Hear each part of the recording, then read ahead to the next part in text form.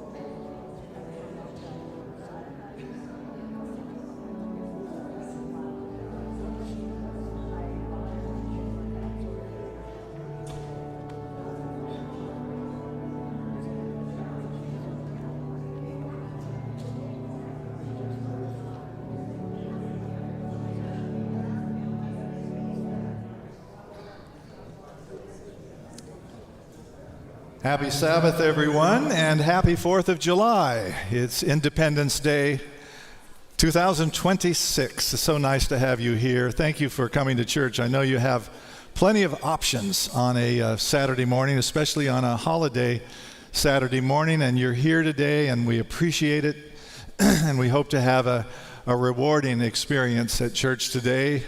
For those of you who are watching on the internet, thank you for joining us. We try to make it inspiring, elevating, and enlightening. And so thank you for joining us today. We hope that it'll be a good hour and 15 minutes or so of worship, of song, and of the spoken word. So thank you for being with us. Those who are in the sanctuary have the option of picking up a church bulletin. Those of you who are online have to look at it online. But any important announcements will be in the bulletin. A week from today, we have our annual Church in the Park. There will be no services here at Tierra Santa. Make a mental note of that. Don't drive here for breakfast or for Sabbath school or church next week, because it's just not going to happen. We're all going to be, or a lot of us will be, at the park.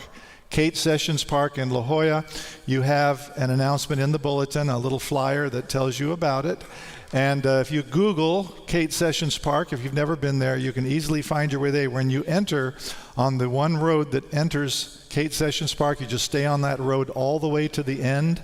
Park as close to the end as you can. There is a sidewalk that goes down a gentle slope, and there's a giant cluster of trees on the left-hand side of that sidewalk, and that's where we usually are situated. You'll see a lot of folding chairs there, and that's where we're at. So we will begin at 10 o'clock in the morning. We sing some songs. We play a little game or two, a little get acquainted game. We ask people where they're from and various things, and then we have a little sermon, and then we all eat lunch together. So bring a sack lunch, and there's plenty of, if you have kids, there's plenty of room for the kids to play, and we'll have a good time. So that's next Sabbath. You'll notice here for the second week in a row, there's a table with books on it. These are U.S. history books that I have read over the years. I've probably spent somewhere in the neighborhood of $5,000 over the years on books about U.S. history, mostly Revolutionary era and Civil War era books, but some more modern than that. So I just have a random sampling here, and you're welcome to come up and to browse these books after the service or during the greeting time, and take any of them home that you would like to. Just remember to return them after you've read them.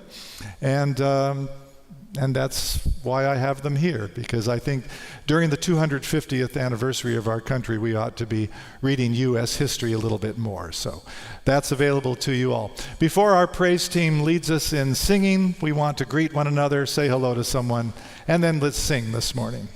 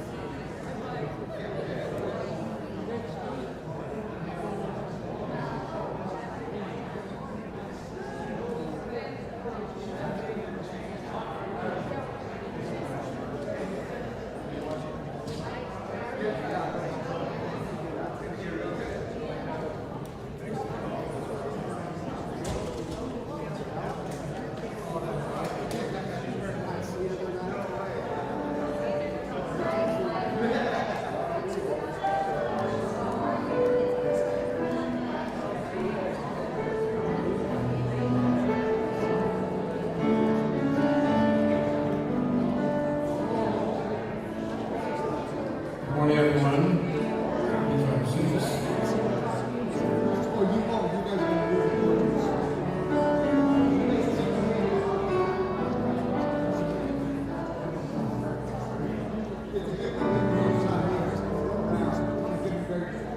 Ready to sing? I'm looking at the folks, and it's a beautiful sight over here.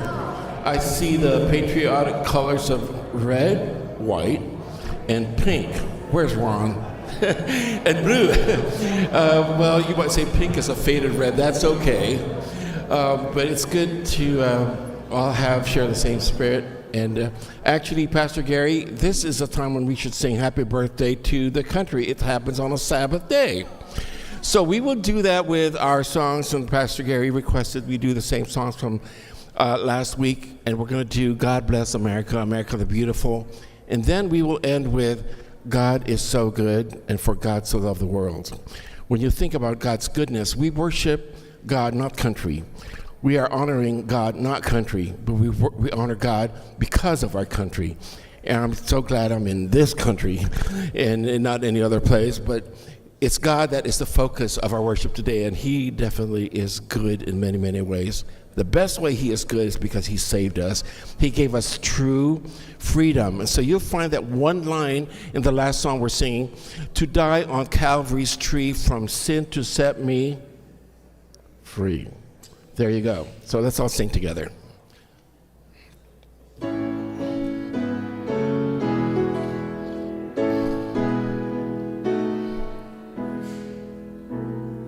God bless America, land of the love. Stand beside her and hide her through the night with the light from above. From the mountains to the prairies, to the oceans, to the fall. God bless America, my home, sweet home. God bless America, my home, sweet home. God bless America, land that I love. Stand beside her and guide her through the night with the light from above. From the mountains to the prairies, to the oceans, wide with foam. God bless America, my home, sweet home. God bless America, my home, sweet home.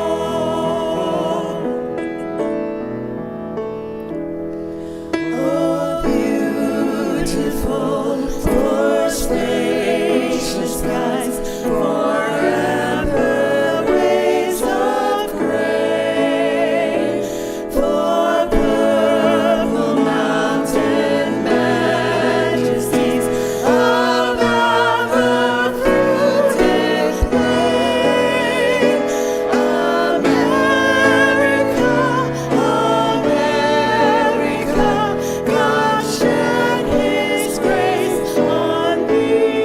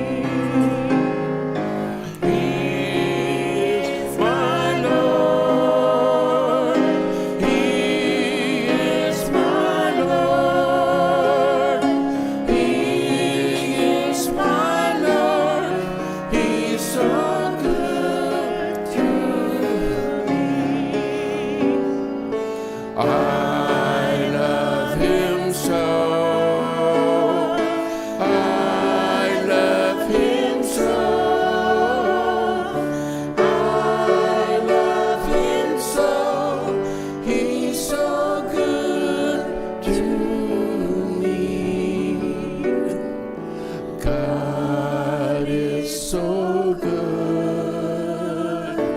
God is so good. God is so good. He's so good to me.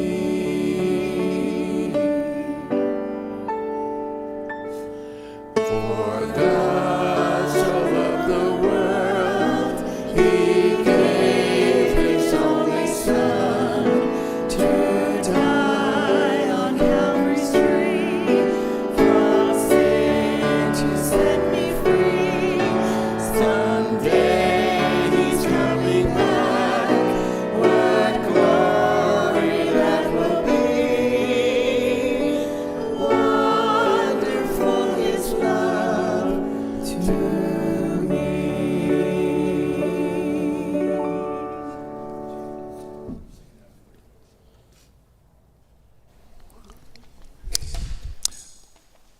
Thank you for singing, and I enjoyed singing a couple of wonderful songs about America, which are so special, and we've done this 2 weeks in a row now. So we'll do it again next year as we near the 4th of July.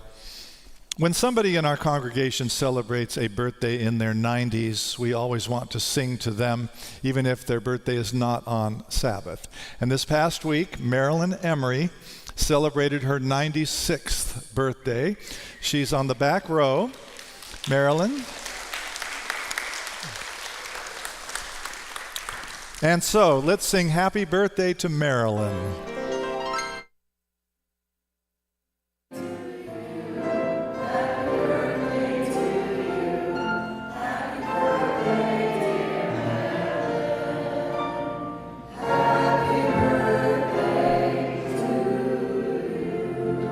More, Marilyn, many more. Thank you.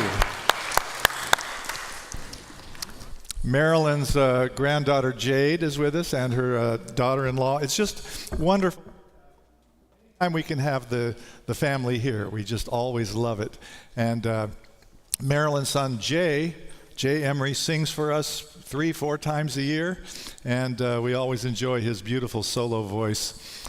We're going to sing now a song about our forefathers, but it's about God also. It's called God of Our Fathers. It was written by Daniel Roberts exactly 100 years after the signing of the Declaration of Independence. So in 1876, Daniel Roberts wrote this great tune, and it has a wonderful trumpet or organ fanfare at the beginning of each stanza. Many of you have heard this song before, but it's a wonderful song to sing. So we'll do all 4 stanzas of God of Our Fathers.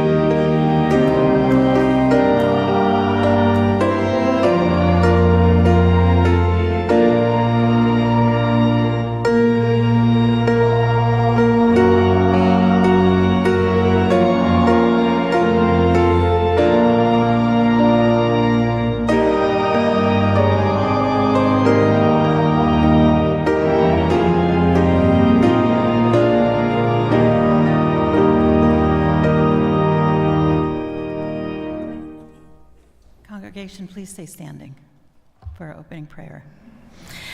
Dear lovingly Father and Spirit of the universe, thank you for today's birthday that we could celebrate for a member of our congregation and for this country's birthday today.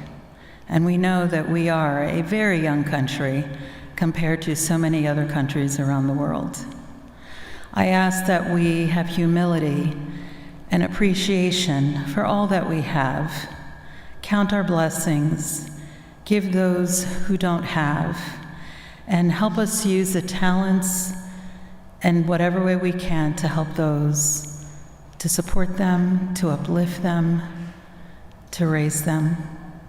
I thank you for everyone who is here and online and be with those who could not be with us today. Again, thank you for giving us another day, and may we celebrate every day as a gift that you have given us. In your Son's precious name, amen.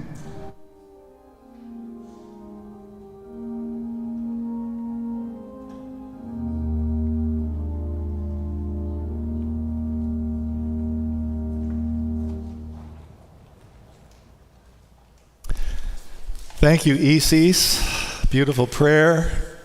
Such beautiful people sitting here in the audience. It almost takes my breath away. Thank you for being here. It's time now for the children's portion of our program. The boys and girls will be taking up a little offering for all of our children's ministries here at Tierra Santa. And then Aunt Diane has their story for today.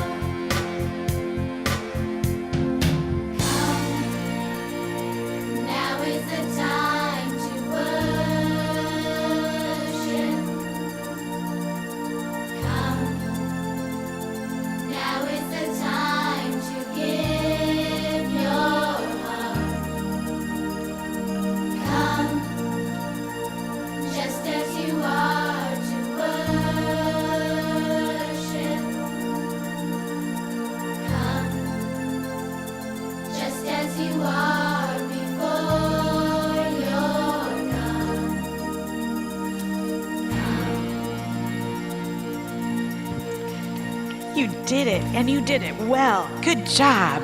All right, have a seat, Shivani. Yeah. All right, well, I see you got a fan. I got a fan. You got a fan. Happy 4th of July. If you didn't get a fan, there's a little basket out there. Please help yourself to one. Happy 4th of July. It's so much fun when a holiday falls on Sabbath. There's just something fun about celebrating at church together. And look at you, you all look so festive.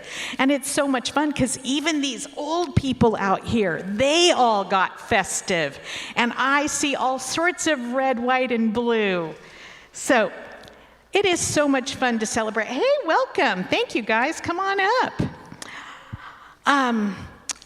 How many of you heard fireworks last night? Anybody hear any? I know Oceanside had some. Did you hear some? We heard some at our house. A few people were sent off. Our poor little doggies, they were just like having fits about it. But hopefully tonight we'll be able to shut the windows and insulate them a little bit. Are you guys going to fireworks tonight? Anybody going to go see fireworks? Yeah, you went yesterday, okay. Yeah, you're gonna go see them? I love fireworks. And the unfortunate thing, here's some wisdom for you, life lesson. Before you get married, make sure the person you're marrying likes fireworks, if you like fireworks. Because Pastor Gary could care less. And so I get stuck at home on 4th of July because there are crowds and there's parking. So I will be watching fireworks on my television tonight. Does that sound like fun? No. Well, now that I've gotten that off my chest, I have a Bible verse because Jesus makes everything right. All right, and here is my verse. You are the light of the world. A city that is set on a hill cannot be hid. Neither do men light a candle and put it under a bushel, but on a candlestick, and it gives light unto all that are in the house.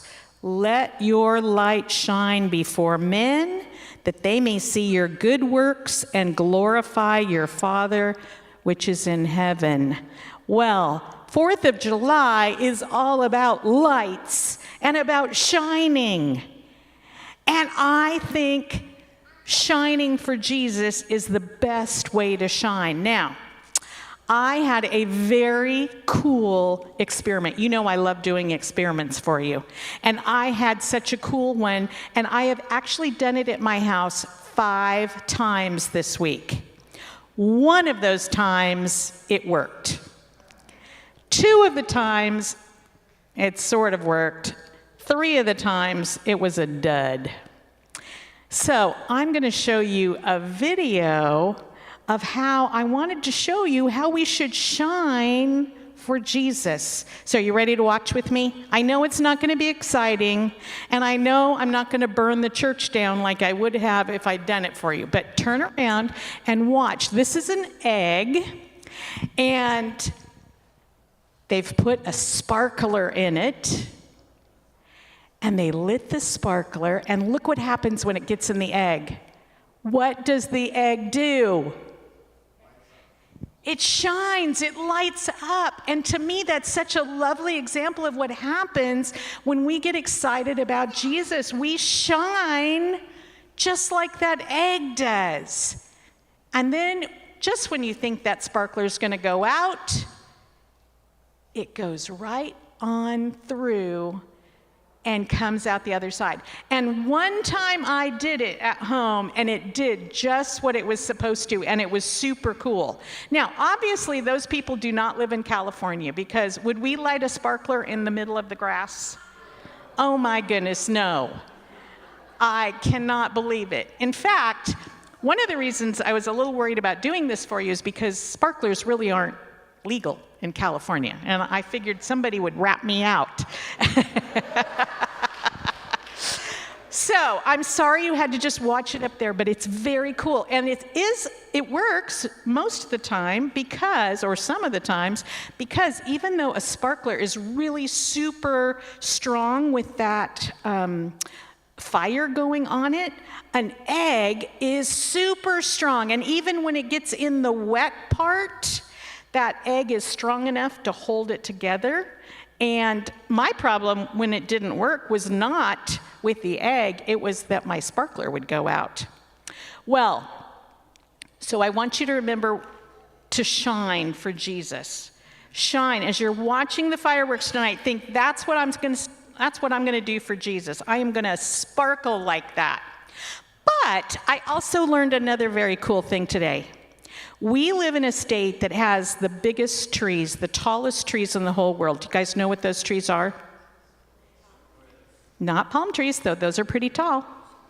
What are they, Pastor Gary? Redwood trees. Look up there. Do you see those? Have you ever been up to see the redwoods? Oh, if you ever get a chance, it is super, super fun to go. It's super quiet in there. Those trees can get to be like 300 feet tall. They've been growing for 1,000 years. So what would you think their roots probably look like? Do you think they would go down really deep? They don't. Do you know how they support that huge tree? Not by roots that go way, way, way, way, way, way, way, way down. They have roots that go out. They're pretty shallow. But do you know what they do when they go out? They grab on to other trees' roots that are close to them, and they all support each other. So those monster trees are held up because they're all working together. And that's the other thing I want you to remember, to shine brightly and to remember that we need each other. This country is what it is today because we all work together. We have our church and we work together. And the strongest, best person you can be is when you work with other people. Now, I want you to remember to shine, so I have all sorts of things for you to shine today, okay? Stay right there. You all just have to hang tight.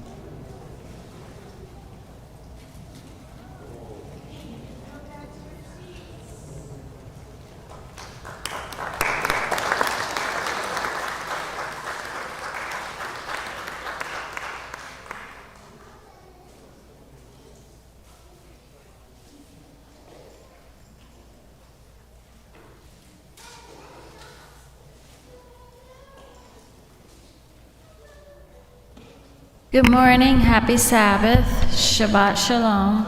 It's so good to see everyone today. This is the part of the program where we have our healing prayer. And today we want to lift up all of the friends that are close to our heart that are struggling. I did want to mention, I didn't do this a couple weeks ago. I'm not sure if she was here, but Nancy is with us. And Nancy has not been with us for a long time because of her foot injury. So I want you to know that we've been praying for you, and we're so happy that you are back with us. Let's bow our heads. Heavenly Father, thank you so much for your healing power. We see it every day in friends and loved ones, people that we are praying for. We're asking for your healing touch and your intercession. Pain is one of the most difficult parts of the human journey. Physical pain, emotional pain, but especially, Lord, when you just can't get out of bed, don't want to move, and just wish that you could just not have to deal with it. So I'm praying for all of those who are struggling today, especially with pain, but whatever illnesses or ailments that are ravaging their bodies.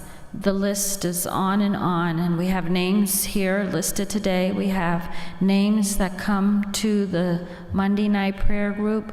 Different individuals within our congregation know of people that they are praying for, and all of those names are being lifted up to you today. And we thank you that you are the God who sees, the God who knows, and the God who has all the power. And we pray for that power to be descended down on them today and comfort their lives in Jesus' name. Amen.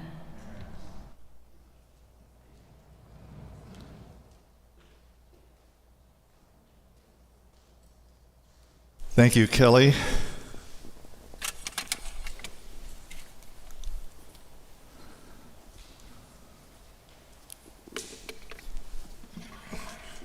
A true story. Unlike 99% of the stories that I tell you usually to start my sermon, this is a true story. The year is 1986. I am 34 years old. I am single, and I live right across the 15 freeway, Interstate 15, from San Diego Jack Murphy Stadium. I lived as close to a stadium as I could because I loved sports and always have. In the mornings, I would often go out for a run. Nowadays, I walk. I do what I call a power walk.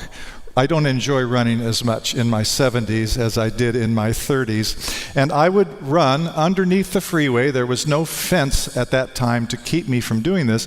I would run underneath the freeway from my Padre Garden apartment, and I would go into the the stadium parking lot, and I would run around the stadium. And I'd run for maybe a half an hour or so, and then run back to my apartment and have a little breakfast and take a shower or whatever. And I would do this every day but Sabbath. Sabbath was my one day where I didn't run because I didn't have time. It was the first day of the NFL season that year. And on opening day of the NFL season in San Diego that year, the Chargers were playing at home, hosting the Miami Dolphins. And so I went out, I slept in on Sunday morning that Sunday, and at about 10:30, 10:45, I went out for my run. The stadium opened up its gates to the fans right around 11 o'clock, 2 hours before game time, so people were streaming into the stadium, and I'm running around the stadium. At the time, it was called San Diego Jack Murphy Stadium. This is before it was called Qualcomm. And I'm just running around the stadium. Just kept running around the stadium. And as I ran around the stadium, probably the third or fourth time, I just happened to look at this giant tunnel that goes underneath the scoreboard, which was at the eastern end of the stadium. And the tunnel was wide open to the field. Well, I'm a strapping young 34-year-old who has time on my hands and a lot of guts. And I thought to myself, I wonder if I can run down that long ramp and actually run onto the field. I couldn't see any security guards anywhere. There were large trucks and like tractors along the side of the wall. The opening of this tunnel to get into the stadium was probably as wide as I don't think it was from wall to wall, but maybe the edge of this row of pews to the edge of that row of pews. It was large enough for a couple of huge semi-trucks to go through. It was built large enough so that you could drive in huge vehicles. And you could get an entire 150-person marching band to come running, to walk through. So I started to just run down that ramp. And I kept going. It had a little bit of a, going down, and I just kept running. I kept waiting for a security guard or somebody to say stop. Nobody stopped me. And I ran right onto the field 2 hours before the game was to start. I put 2 and 2 together as I ran down the field, and I realized my jogging suit that I was wearing was exactly the same colors as the Miami Dolphins team colors. And on the field, 2 hours before any NFL game, you have players. They're not in their uniforms yet. They come out about 2 hours, 2.5 hours before the game, and they familiarize themselves with the playing field. They're usually wearing street clothes, maybe a t-shirt and jeans, and they have headphones on because they're all listening to music. Every athlete has to listen to music all the time. And they're walking around the field, and so I have on a jogging suit. It's full jogging suit all the way down my arms and up here to the thing. And it has the same colors as the Miami Dolphins. So I went down to the goal line and bent down in a 3-point stance and then ran 100 yards to the other goal line, like a 100-yard dash. And then I would stop and I looked around, and people are coming in. There's 60,000 seats there, and I'm doing this back and forth and kind of stretching calisthenics as if I'm one of the members of the team. And the Miami Dolphin players who are out there walking around, they're looking at me and probably thinking, who is this guy, But I was young enough to still have been at the age of a National Football League player. And so this was just a rush for me to pretend that I was on the Miami Dolphins about to play the San Diego Chargers for a game in a couple hours. And so as I was walking, after about, I would say 20 minutes of this, I decided, not enough of the charade. I'm going back down the tunnel and then walk back to my apartment. But kids on the front row were yelling at me, Mister, can we have your autograph?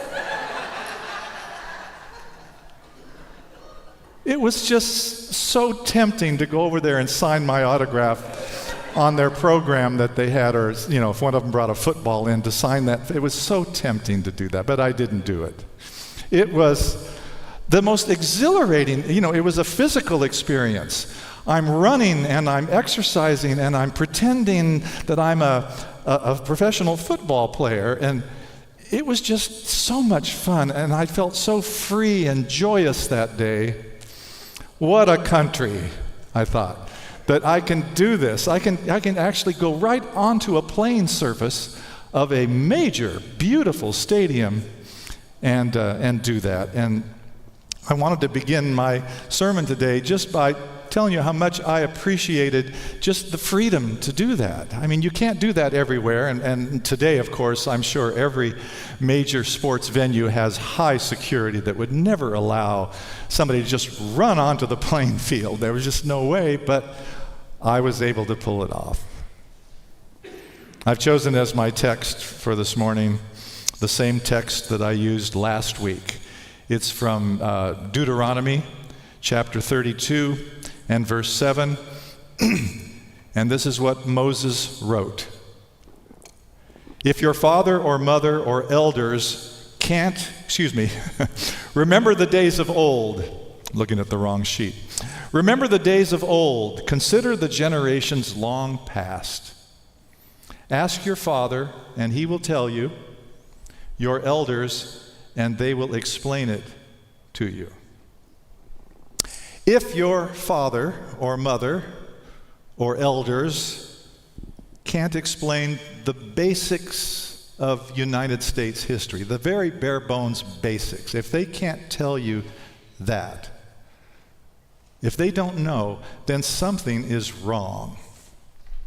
If they don't know who the first president of the United States is, or if they can't name you just 4 people who signed the Declaration of Independence, Adams, Jefferson, Franklin, Madison, if they can't just name basic stuff, What year was the Declaration of Independence signed? If they don't know that, something is seriously wrong, or they were on drugs during U.S. history class. You know, they weren't listening, they weren't paying attention, they didn't care, maybe. Today we celebrate the 250th anniversary of the birth of the United States of America. Today is our birthday. Our birthday. You know, most countries around the world do not know the day of their birth. They don't know. But we know it. We have a birth certificate. It's called the Declaration of Independence. It's our birth certificate. Now, what you need to know is, and you're adults, I think you can handle this, okay? The Declaration of Independence was ratified by the Continental Congress on July 2. Nothing happened on the 4th of July. Nobody even signed the Declaration of Independence, and John Hancock was the first to do it. And, you know, if you've seen the Declaration of Independence, you've seen his giant signature. Nobody signed the Declaration of Independence till August 2. And it took a whole month before they all had come back from their home states to sign it, the 47 members of the Continental Congress.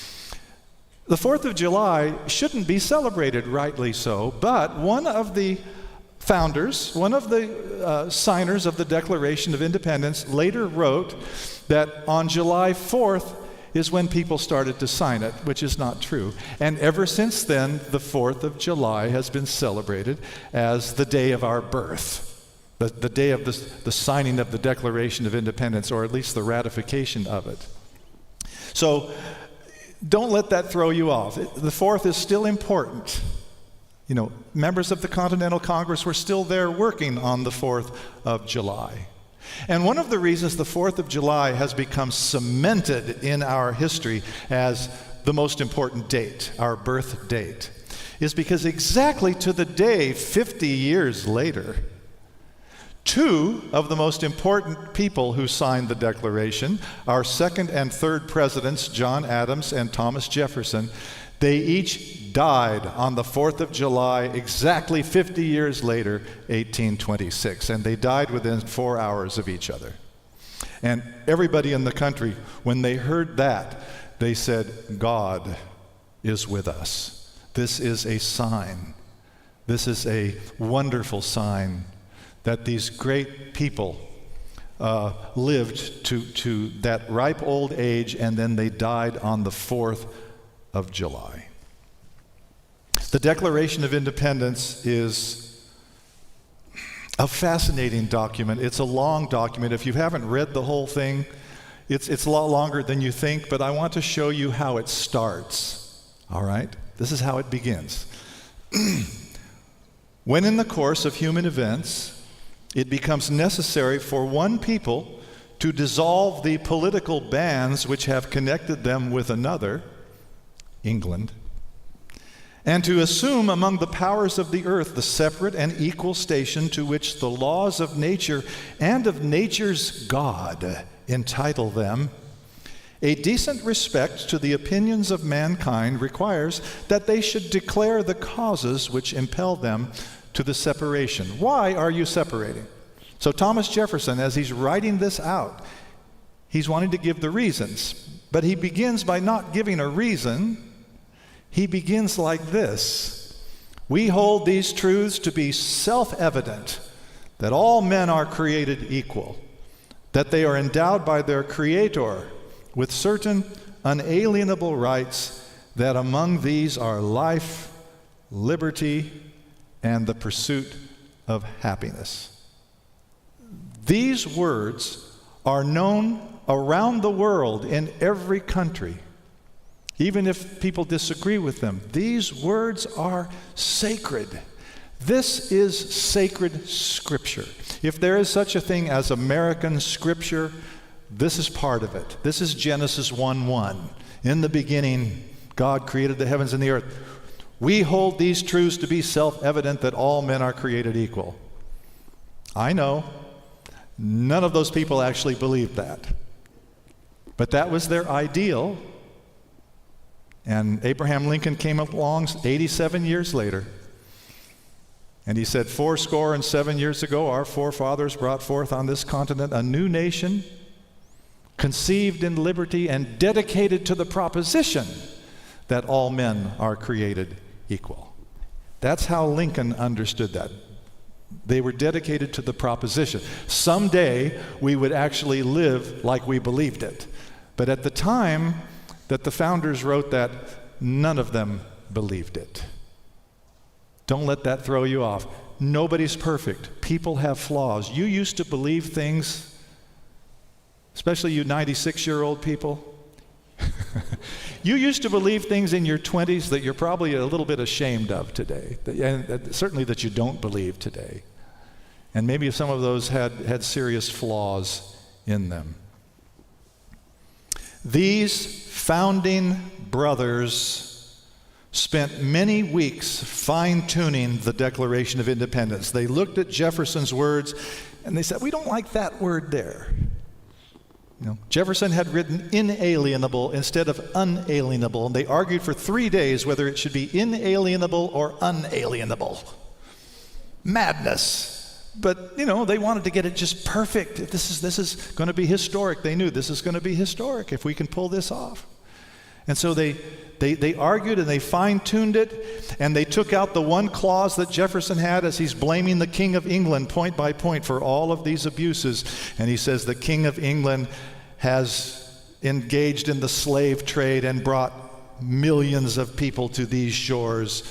And all of the representatives of the colonies in the South said, you take that out, Thomas Jefferson, or we're not signing this. And so it's taken completely out of the Declaration of Independence. Nothing about slavery is mentioned there. Jefferson wanted it in. Isn't that interesting? Fascinating. These founding brothers put their lives on the line, these men.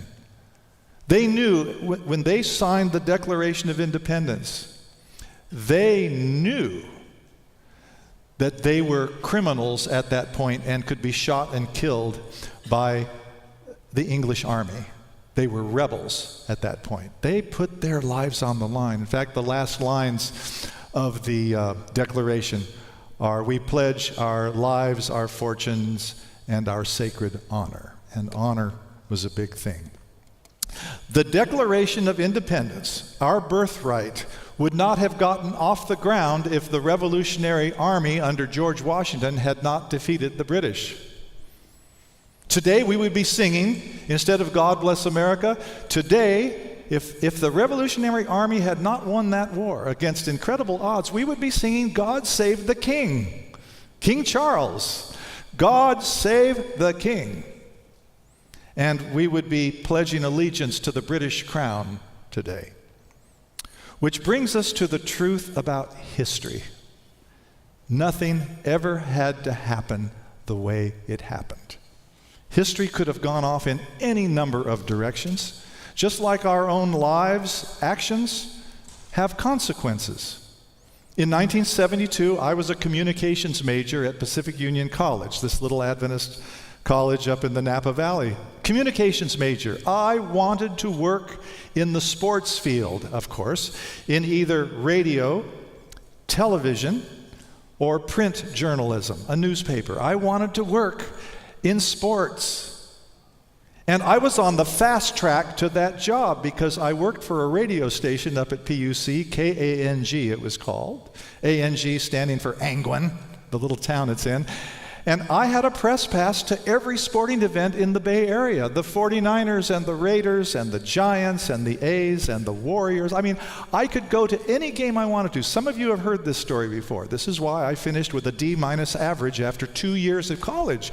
I was at sporting events all of the time. I had the fast track to being in the sports field the rest of my life.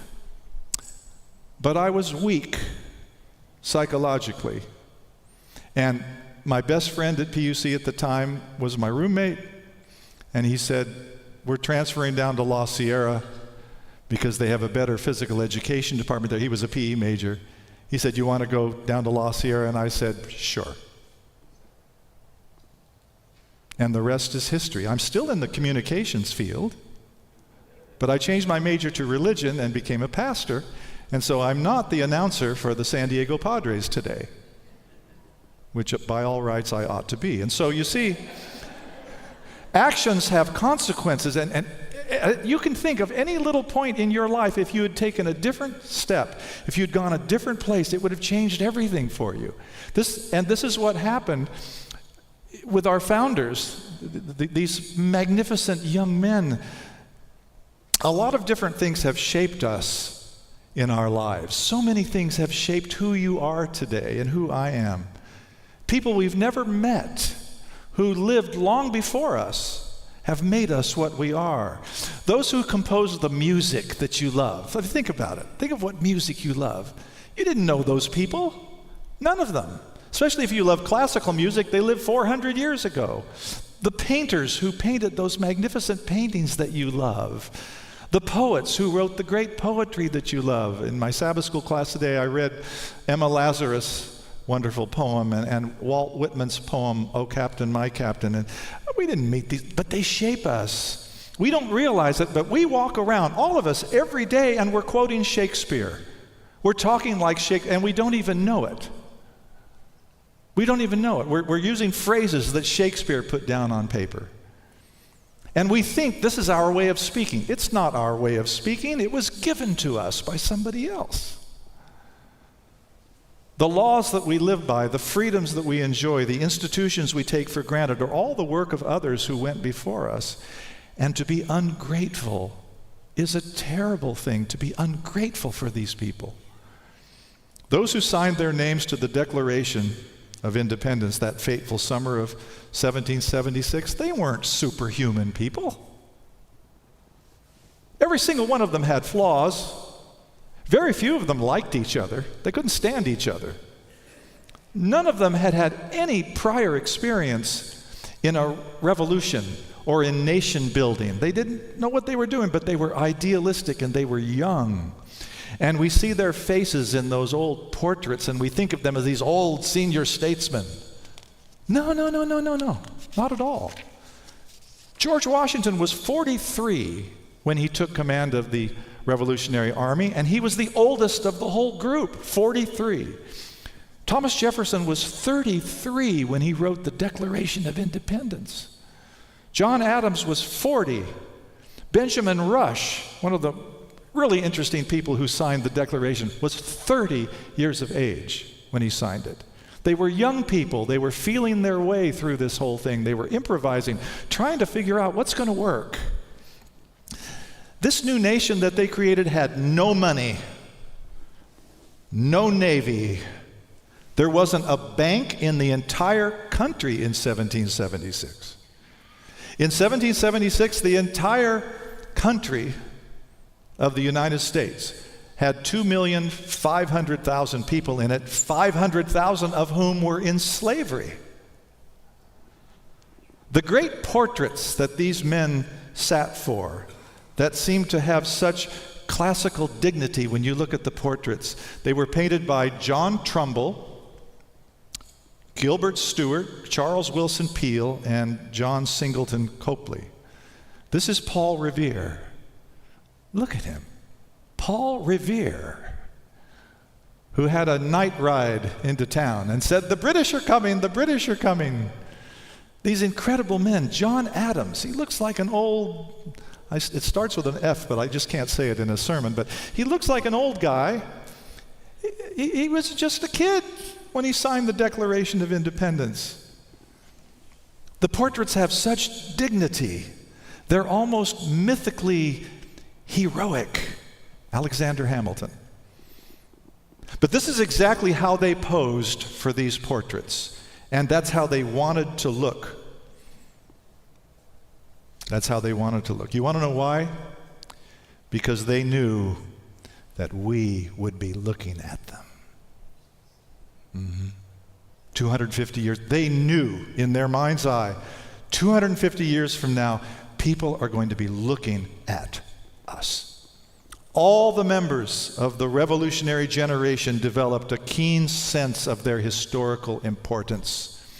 They began posing for posterity. If I was to pose for a painter who wanted to do my portrait, I might go like this. Or as a sports fan, go like this.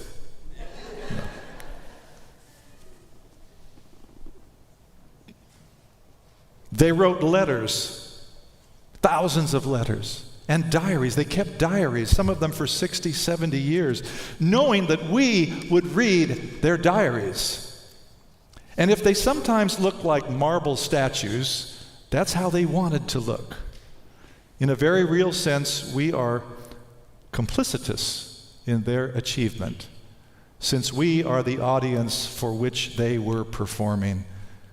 Knowing that we would be watching them 250 years later kept them on their best behavior. Their best behavior. Here's a portrait of a revolutionary giant that you haven't seen before. I want you to look at this man closely.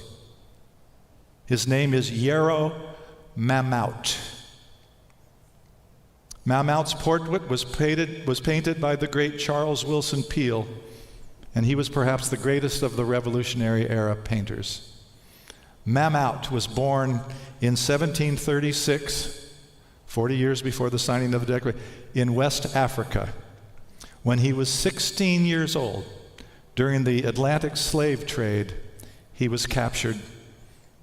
He made that journey across the Atlantic on a ship called the Elijah, and he was taken to Annapolis, Maryland, to be sold. Listen to this. Upon his arrival in Maryland, he was sold to a man named Samuel Beal, who owned a plantation in Tacoma Park, Maryland. If you're a Seventh-day Adventist and the name Tacoma Park doesn't mean something, you don't know Adventist history. My father and his father lived there in the 1930s and 40s. It was the headquarters of the Seventh-day Adventist Church for a long time, and still is to some degree. But at the time that Mammoet was sold into slavery, his master took him home to his plantation in the southern state of Maryland and in Tacoma Park. Upon his arrival in his new home, he was put to work as a house slave, but he was a jack of all trades. He knew lots of different skills, and he became Mr. Beale's favorite slave. Well, 1776 came and went. The United States of America was formed. 12 years later, the Constitution of the United States was ratified in 1788. Mammoet moved with his master to a place called Georgetown. Some of you visited Georgetown, real close to Washington, D.C. And with his master's permission, Mammoet began to hire himself out for wages. He did different jobs. He was a brickmaker. He was a basket weaver. He was a cart driver. And he saved his money for his freedom one day. When Mr. Beale died, his master, the new owners believed that Mammoet was too old to work anymore, and they released him. He was 60 years old. He had been in slavery for 44 of his 60 years. But he had money, and he purchased his freedom at the age of 60. He became, you ready for this, one of the first investors in the successful Columbia Bank of Georgetown. He bought a house, lived quietly on the dividends of his bank stock, and as a devout, lifelong Muslim, he prayed every day in a quiet corner of his backyard. He died in 1823 at the age of 86. I wanted to show this portrait not only because it was painted by the great Charles Willson Peale, but because African Americans did not have their portraits done in those early years of the Revolutionary era. And none were painted by an artist so famous as Charles Willson Peale. Because of what he went through, I consider him a founding brother. In the rotunda of the United States Capitol hangs John Trumbull's great The Declaration of independence. If you've been to the Rotunda in Washington, D.C., you have seen this painting. It's massive. It's huge, and people stare at it for long minutes. It's our best known scene from our past, and almost nothing about it is accurate. The chairs in the painting are wrong. The doors are in the wrong place. There were no heavy draperies at the windows. The display of military flags and banners on the back wall are strictly a figment of Trumbull's imagination. But something is accurate in that painting. What is accurate are the faces.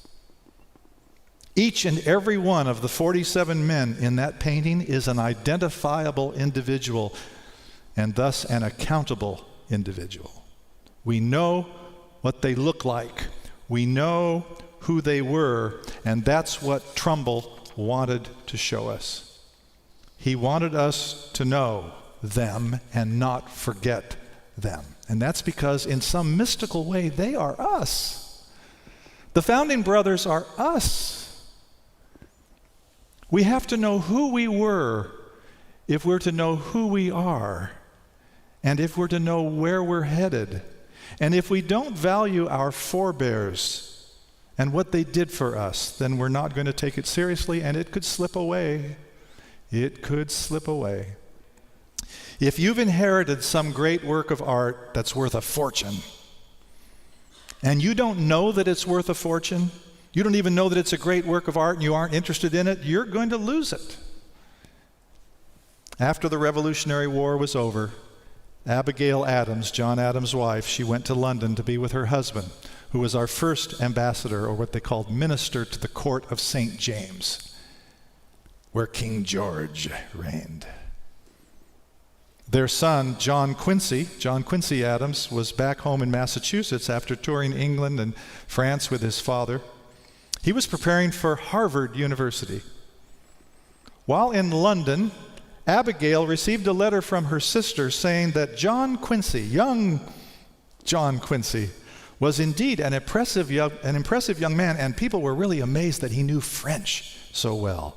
But she also wrote that John Quincy seemed to be enamored with himself and with his own opinions, and this wasn't going over very, very well in the town that they lived in. And so Abigail sat down and she wrote a letter to her young son, John Quincy. And this, among other things, is what she wrote.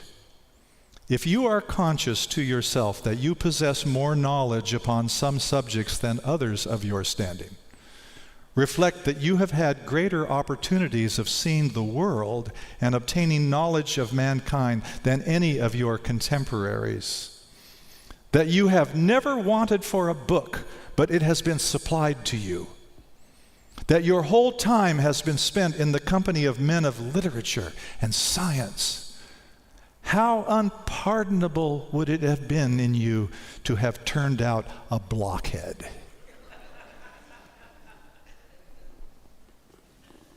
How unpardonable it would be for us, with so much that we have been given, the advantages and the opportunities, to turn out blockheads. Don't turn out a blockhead. Read some history and learn some things about the Founding Brothers and those who came after them. Let's bow our heads for prayer. Our Heavenly Parent, we have been reminiscing today a little bit about those great men and women who birthed this country and therefore birthed us. May we forever be grateful and pass this knowledge along to our children and grandchildren and great-grandchildren. In Jesus' name, amen.